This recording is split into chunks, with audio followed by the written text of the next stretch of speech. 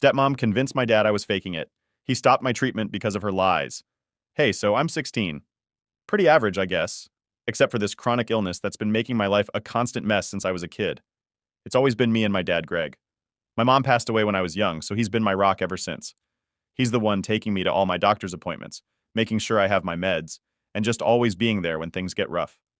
We've been like this little team for as long as I can remember, and honestly, I couldn't ask for a better dad. Life was actually kind of okay, even with all the medical stuff going on.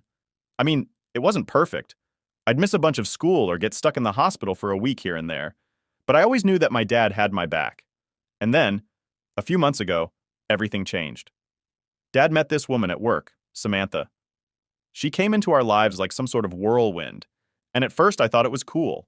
I mean, my dad's been through a lot and he deserved to be happy, right? When he first introduced me to her, I didn't really know what to expect. I mean, it was just us for so long that the idea of someone new coming in was kind of weird. But Samantha seemed all right at first. She was friendly, like she made an effort.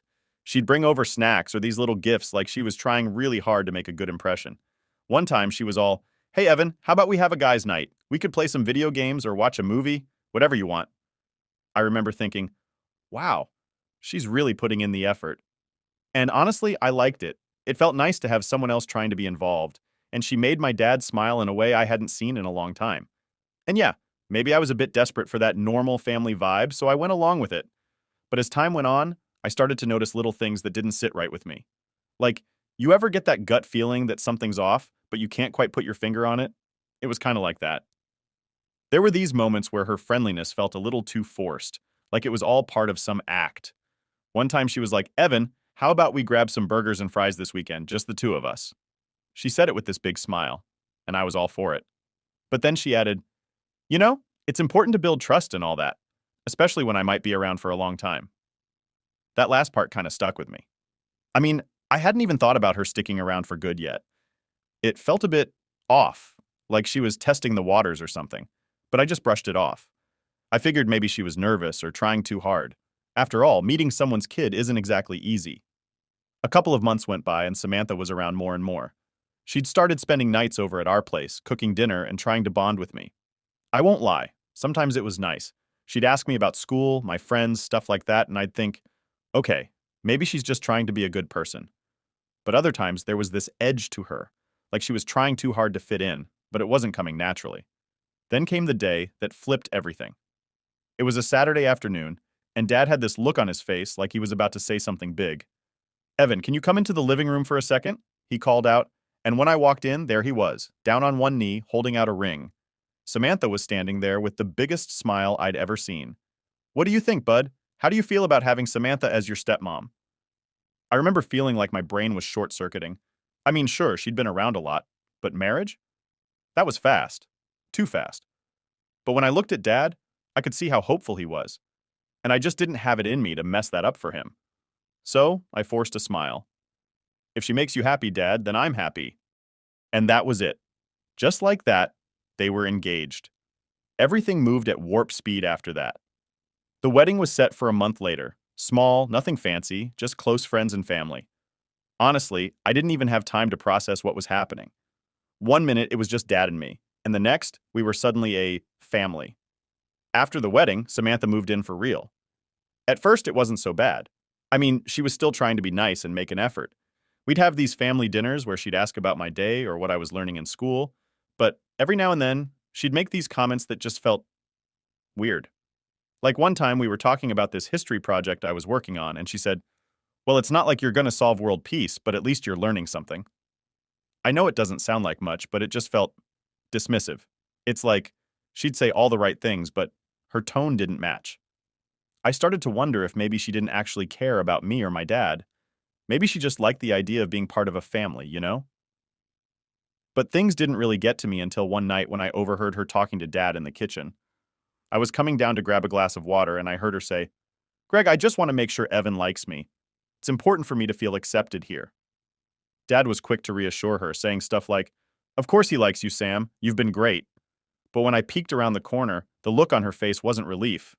It was more like calculation, like she was testing him. I backed away quietly, feeling this weird knot in my stomach. I wanted to believe she was genuine, that she cared about me and my dad, but something didn't add up.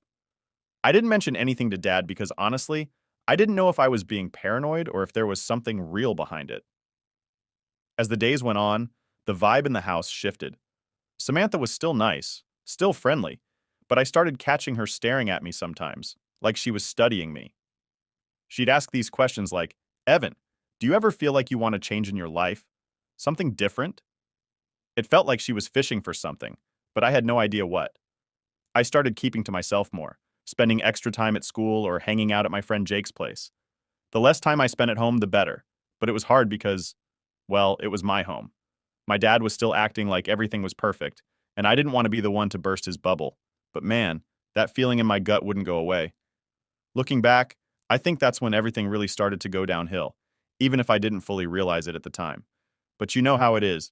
Sometimes you don't see the red flags until they're staring you right in the face. So, it's been a few months since the wedding, and things should have felt like they were settling down, right? But the truth is, something wasn't sitting right with me. I tried pushing it to the back of my mind, convincing myself that I was just adjusting to all the changes. But it felt like the more time passed, the more weird stuff started to happen. Samantha, my new stepmom, had fully moved in, and I was doing my best to make it work. I'd go along with the family dinners, answer her questions about school, try to act interested when she'd ask me about my friends or hobbies, but even when she was trying to be all friendly and supportive, there was this vibe that I just couldn't shake. It was like she was playing a role, you know? Like everything she said was scripted to sound nice, but it didn't feel real. One night, we were sitting at dinner, me, Dad, and Samantha, and she started asking me about college plans. Evan, have you thought about what you want to do after high school? Any colleges on your radar? She asked, smiling like she genuinely cared. I told her, yeah, I've been thinking about it. Maybe something in IT or computer science. She nodded, but then her smile got kind of tight. That's great, but college is expensive. It's a big decision. I felt a little weird when she said that. I mean, yeah, I know college is expensive, but the way she said it was like she was trying to hint at something. Dad jumped in, though, all excited, saying, we'll figure it out, Evan. Don't worry about the money. Samantha smiled again, but it didn't reach her eyes. Of course we will, she said, but her voice had this edge to it. I couldn't tell if it was just me being paranoid or if there was really something off. A couple of weeks later, I started noticing Samantha was around a lot more. Like, she was always there, no matter what time I got home. I mean, yeah, she lives with us now, but it was like she was constantly hovering, watching everything. One afternoon, I came back from Jake's house and she was sitting at the kitchen table, flipping through some bills. When she saw me, she smiled, again that tight, forced smile, and said, oh, Evan, there you are. I was just talking to your dad about our budget. Things are a little tighter than we thought. I just nodded and went to grab a snack, but I could feel her eyes on me the whole time. I tried not to let it bug me, but it felt like she was trying to size me up. Later that night, I heard her talking to Dad in their room. I wasn't eavesdropping, not at first anyway, but when I walked past their door, I caught part of their conversation. Greg, we need to be practical. Evan's medical bills are piling up and we're not exactly rolling in cash, Samantha was saying. My dad's voice was quieter, like he was trying to calm her down. He's my son, Sam. I'll find a way to make it work. We'll manage. There was a pause, and then I heard her sigh, all dramatic. I just want to make sure we're not sinking ourselves financially over this. I felt like I got sucker punched. I knew my medical stuff wasn't cheap. I'm not an idiot. But hearing her talk about it like I was some kind of financial burden stung. I mean, she's supposed to be my stepmom, right? Shouldn't she be more worried about me getting better instead of how much it costs? Things got even weirder a few days later. I woke up in the middle of the night with this intense pain in my stomach. It was like everything inside me was on fire. I stumbled out of bed trying to make it to the bathroom, but I ended up collapsing in the hallway. Dad, help! I shouted, my voice cracking from the pain. Dad came running, and for a second, I felt relieved, like he was going to make everything okay. But then, Samantha showed up behind him, looking half asleep and kinda irritated. What's going on? She asked, rubbing her eyes like I'd just woken her up for nothing. It hurts, Dad. I think something's really wrong, I managed to say, clutching my side. Dad looked worried, but Samantha just crossed her arms. Greg, maybe we should wait it out. You know how dramatic teenagers can be?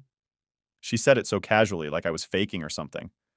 I saw Dad's face, and he hesitated for a split second, like he was actually considering what she said. I felt this wave of panic because I needed help, and fast. No, we're going to the hospital, Dad finally said, scooping me up and rushing me to the car. I looked over his shoulder and saw Samantha's face. She wasn't scared or worried. She looked annoyed, like my pain was just some inconvenience to her. It was like she was mad that I was taking up Dad's time or something. At the hospital, while the doctors were checking me out, I could hear Dad and Samantha arguing just outside my room. Greg, these bills are going to be through the roof. Are you sure this isn't just, you know, one of those things where he's overreacting? She whispered. I could hear my dad's frustration. Samantha, our son is in pain. It's not an overreaction. We're doing this. When she said, our son, I should have felt relieved, right? Like she was trying to include me or something. But the way she said it was so forced. It didn't sound like she meant it at all. I was lying there, hooked up to all these monitors and IVs, and I couldn't shake the feeling that everything was about to go downhill. It was like a storm brewing, and I was stuck right in the middle of it. The doctors ran some tests and adjusted my medication, and eventually, the pain started to fade. But the feeling of unease stuck with me. After they discharged me, we drove back home, and the car ride was dead silent. Dad kept glancing at me through the rearview mirror, and I could tell he was worried. But Samantha just stared out the window, her expression completely blank. When we got home, she immediately went to the kitchen like nothing had happened. I'll make tea, she said, but her tone was cold. Dad helped me to my room, and for a moment, I thought maybe he'd talk to me about what happened, ask how I was feeling or something, but instead he just gave me a quick, "Get some rest, buddy," and went downstairs. I lay there in bed staring at the ceiling. I couldn't stop thinking about the way Samantha looked at me in the hospital, like I was some kind of inconvenience. It felt like I was being pushed to the sidelines in my own home, and the worst part was, I didn't know how to talk to Dad about it. I mean, what was I supposed to say? Hey, Dad, I think your new wife doesn't actually care about me? That's not exactly a fun conversation to have. That night, I tried to sleep, but my mind kept racing. I kept replaying the way Samantha's face looked. So cold, so detached. It didn't make sense. I'd been trying so hard to get along with her, to make this whole family thing work, and it was like she was determined to make me feel like an outsider. The next morning, things were back to normal. Samantha acted like nothing had happened, making breakfast and chatting with Dad like we were the perfect little family. But I couldn't shake the feeling that something was seriously wrong, and for the first time, I started to wonder if this was just the beginning of a much bigger problem. All right, so after that night at the hospital, things didn't get better. In fact, they got worse. Samantha's attitude was different, like she wasn't even trying to hide it anymore. Every time I was in pain or felt sick, she'd roll her eyes or make some comment under her breath. And Dad, well, he was still trying to keep things together, but it was like Samantha had a hold on him. He didn't push back as much as he used to, and it felt like he was always second-guessing everything I said. One morning, I woke up with that same familiar pain in my stomach. It wasn't as bad as before, but it was enough to keep me in bed. I called out to Dad, but it was Samantha who showed up in the doorway, leaning against the frame with her arms crossed. "What now, Evan?" she asked, and her tone made it clear she was annoyed. "I don't feel good," I said, trying to sit up but feeling that sharp pain shoot through me. "I think I need to stay home today." Samantha sighed like I just asked her to do the most inconvenient thing in the world. "Evan, you can't keep missing school because of a little stomach ache. You've already missed too much." I tried to explain, but she was having none of it. She walked over, yanked the covers off me, and said, "Get dressed. You're going to school." As I struggled to get out of bed, I saw her watching me with this cold expression, like she didn't care if I was actually in pain. It was like she was just waiting for me to mess up so she could pounce. I stumbled my way to the bathroom, trying to ignore the throbbing ache in my side. When I got back to my room to get dressed, she was gone, and I was left there, feeling like I was fighting this battle alone. At school, I pulled Jake aside. I needed to tell someone what was going on, and he's been my best friend for as long as I can remember. If anyone would get it, it'd be him. "Dude, it's getting worse," I said. "Samantha won't believe me when I say I'm in pain, and my dad's not doing anything." Jake's eyes widened. "That's messed up, man. You're seriously not okay. Like, I've seen how bad it gets." He looked around, making sure no one else was listening, then leaned in. "We gotta do something. You can't just keep going through this." "But what?" I asked, feeling completely helpless. "It's my dad's word against mine, and Samantha's got him wrapped around her finger." Jake paused for a second, then snapped his fingers like he just had an idea. "Evidence, man. We need to record what's going on at home. If we can show someone proof of how she's treating you, then maybe we can get some help." At first, I didn't know what to think. I mean, it sounded extreme, right? But the more I thought about it, the more it made sense. Samantha had this way of putting on a show in front of my dad and acting like she cared. But when it was just me and her, she'd drop the act. If I could catch her on camera or record her saying all the stuff she usually says, maybe it'd be enough to make my dad realize what was going on. The next day, I decided to try it. I put my phone in my pocket and turned on the voice recorder whenever I was around Samantha. It felt weird, like I was a spy in my own house. But I knew it was the only way I could get the truth out there. And honestly, I was desperate. I needed someone to believe me. The first few times, I didn't catch much. She'd ask me about my day in that fake nice way she always does, and I'd respond, waiting for her to say something messed up, but she didn't. It was like she knew. But then, one afternoon, I got lucky. I was sitting in the living room doing homework when Samantha walked in. She saw me lying on the couch looking tired, and her face twisted into this annoyed expression. "Evan, are you seriously just lying around again?" she asked, her voice dripping with sarcasm. "It's like you're always tired or sick. Do you ever think maybe you're just being lazy?" I felt my anger boil up, but I knew I had to play it cool if I wanted to catch more. "I'm not lazy," I said, trying to keep my voice steady. "I'm just not feeling well." She rolled her eyes. "Right, because you're always not feeling well. Maybe you should try pushing yourself instead of acting like a victim all the time." That was the moment I knew I had something. The recorder was still running, and I hoped to God it caught everything. But it didn't stop there. A few days later, I overheard her on the phone. She was in the kitchen, and I was in the hallway, so I quietly turned on the recorder and listened.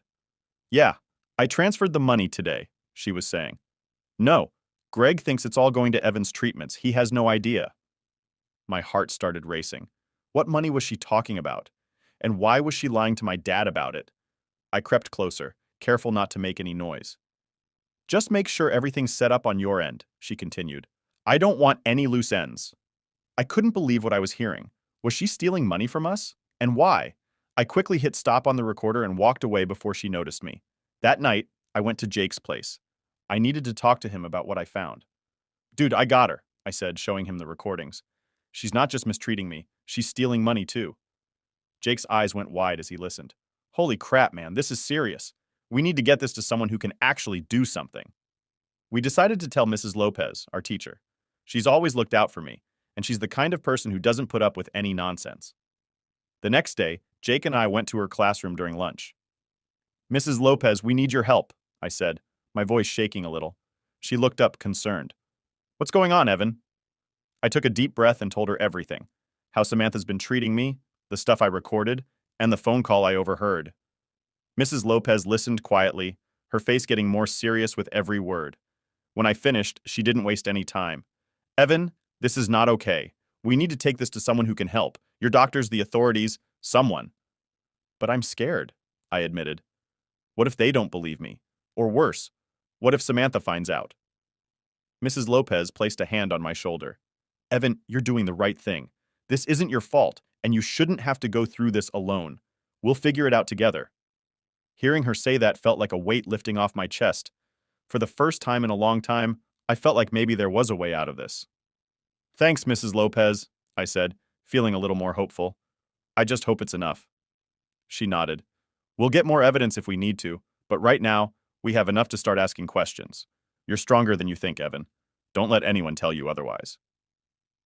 That day, as I walked out of her classroom with Jake, I felt a mix of fear and determination.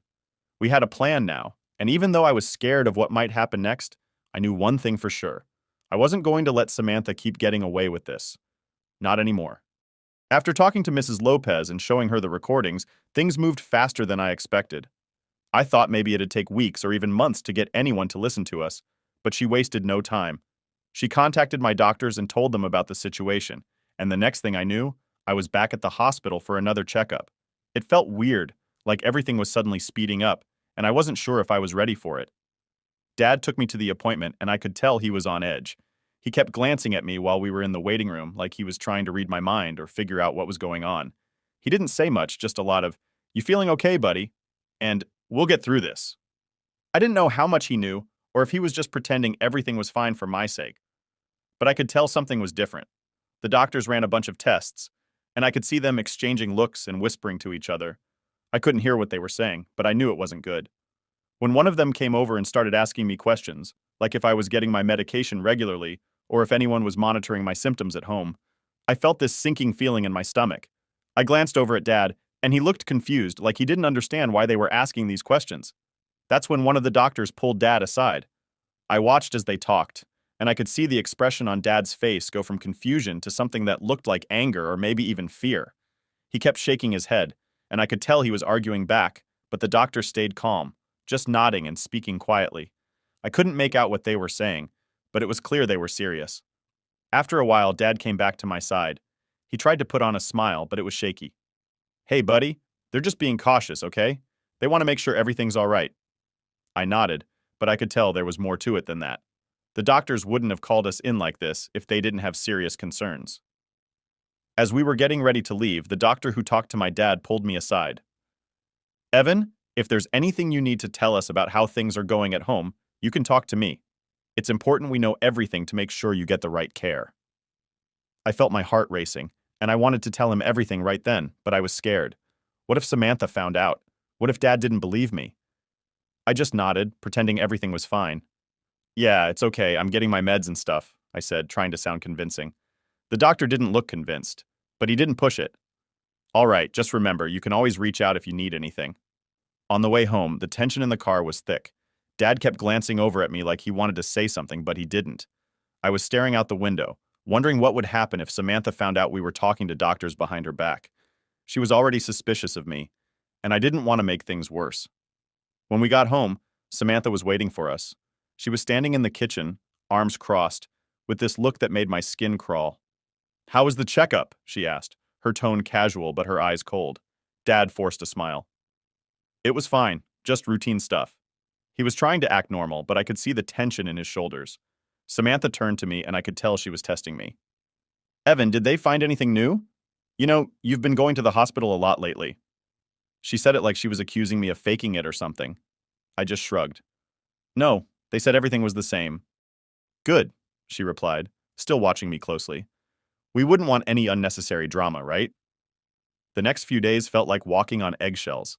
Samantha was around more than ever, and it felt like she was keeping an eye on me, waiting for me to mess up or say something that would give away what was really going on. I had to be careful, keeping my phone hidden and only recording when I was sure she wouldn't catch me. Then one afternoon, I overheard a phone call that made my heart drop. I was supposed to be napping in my room, but I heard Samantha's voice from downstairs, so I quietly opened my door and crept to the top of the stairs. She was on the phone, her voice low and serious. "Yes, I know.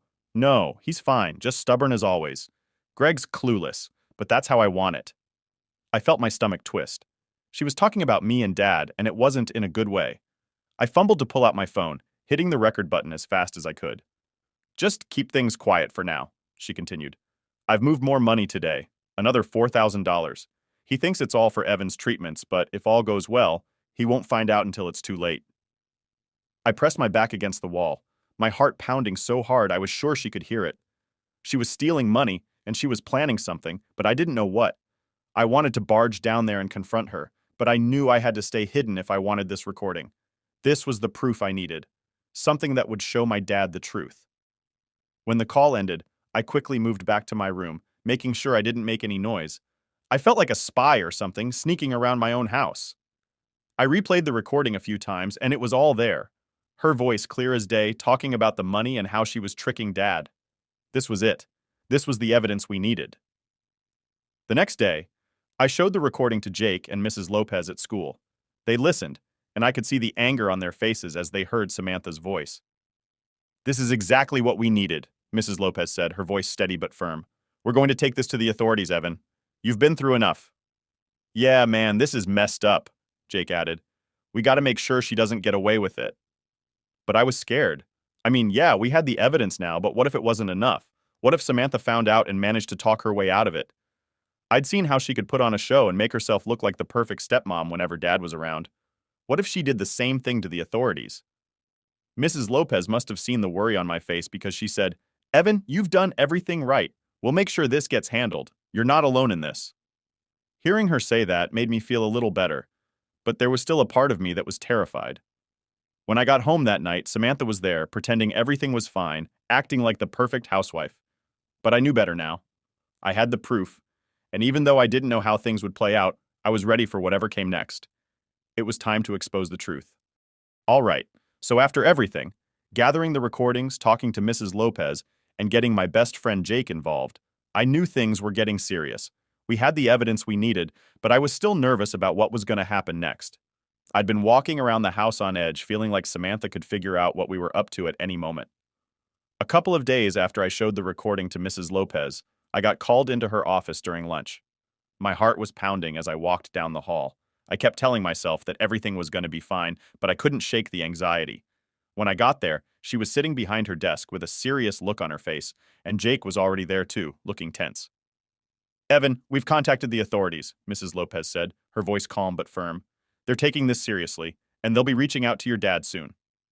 I felt this wave of relief wash over me, but it was mixed with fear. What happens now? I asked. What if she tries to lie her way out of it? Jake jumped in. Dude, we've got the recordings. There's no way she can talk her way out of this. We've got her. Mrs. Lopez nodded. You've done everything right, Evan. Now it's about making sure you stay safe. Hearing that was reassuring, but I knew this was only the beginning. As soon as I got home that day, I noticed something was different. Dad's car was in the driveway, which was weird since he usually worked late. My stomach dropped. Something was definitely going on. I walked into the house and the tension hit me like a wall. Dad was sitting at the kitchen table, his head in his hands, and Samantha was pacing back and forth, her face red and angry. What do you mean they're investigating us? She shouted, her voice echoing through the room. This is ridiculous, Greg! Dad looked up when he saw me, and I could see the confusion and hurt in his eyes. Evan, can you come in here for a minute? He asked, his voice tired. Samantha turned to glare at me, and for a moment I felt like a bug under a microscope. I sat down trying to keep my cool, but my heart was racing. What's going on? I asked, pretending like I didn't know. Dad took a deep breath. We got a call from Child Protective Services. They said someone reported neglect, and they have recordings. He looked at me, and I could see the questions swirling in his eyes. Samantha's face was furious. This is all some misunderstanding. Evan, tell them you're fine. Tell them we take care of you, she snapped. Her voice was so sharp, and it felt like every word was meant to cut right through me. I swallowed hard. Dad, I recorded what was happening because I needed proof.